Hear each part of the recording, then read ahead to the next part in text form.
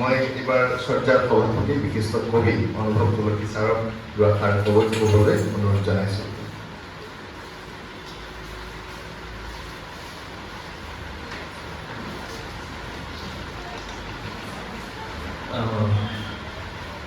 সভাঘৰত উপস্থিত সদৌতিলে মোৰ সশ্ৰদ্ধ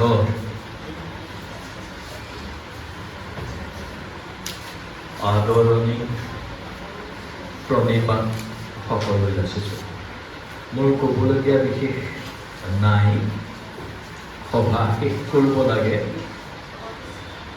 মই এই অনুষ্ঠানটো আয়োজন আমি কৰিবলৈ লৈ বিশেষকৈ কিতাপ নিৰ্বাচনত অকণমান অসুবিধা পাইছিলোঁ। আমি 4 বছৰৰ 4জন কবিৰ কবিতা পুথি ল'ম বুলি ভাবিছিলোঁ, কিন্তু 22 চনৰ কবিতা পুথি লওঁতে আমাৰ কিছুদূৰ অসুবিধা হৈছিল। পিছত আমি কেইজনে সৰ্বসন্মতক্ৰমে এখন কিতাপ ল'লোঁ। এতিয়া আৰু এটা কথা মই ক'ম,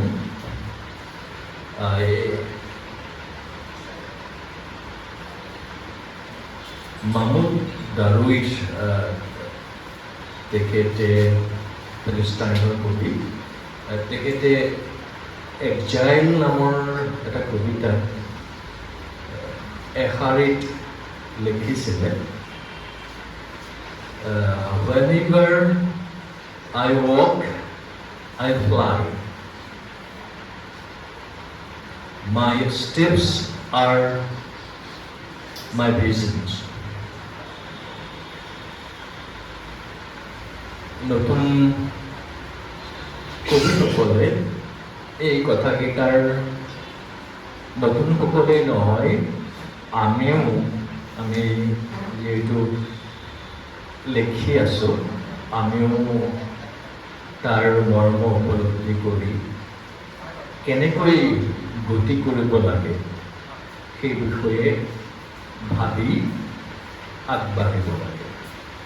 তাৰপিছত আৰু এটা কথা ক'ব খুজিছোঁ, সমাৰছেট মমে কৈছিলে, তেনেই তুচ্ছ কথা, নগণ্য যেন লগা কথা, যে মই দাড়ি কাটো কিন্তু তাতো এটা দৰ্শন নিহিত হৈ থকা বুলি ভাবোঁ।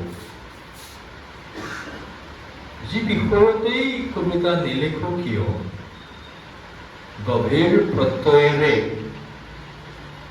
সেই সৰু বিষয়টোকো আমি ওপৰলৈ তুলি ধৰিব পাৰিব লাগিব।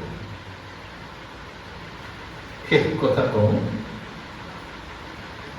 কবিসকলৰ দায়িত্ব, যিসকলে অসমীয়া ভাষাত কবিতা লিখি আছে,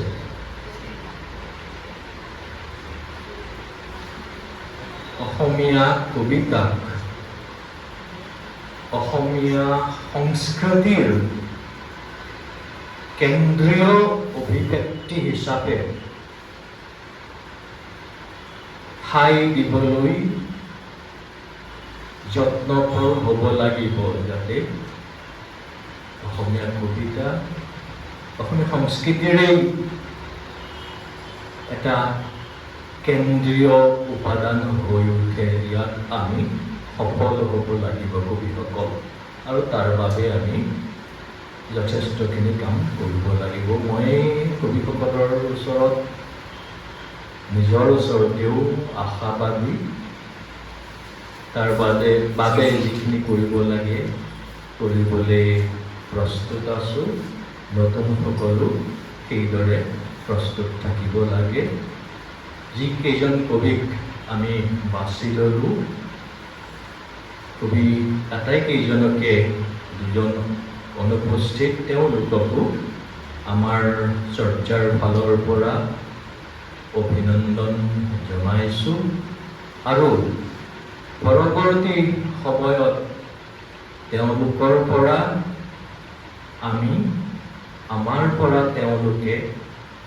তেওঁলোকে বিচৰা ধৰণে কাব্যিক সম্পদ যাতে পাই আমি সকলো যাতে যত্নপৰ হওঁ তাৰ এক আশা ৰাখি মোৰ চমু বক্তব্য সামৰিছোঁ। নমস্কাৰ।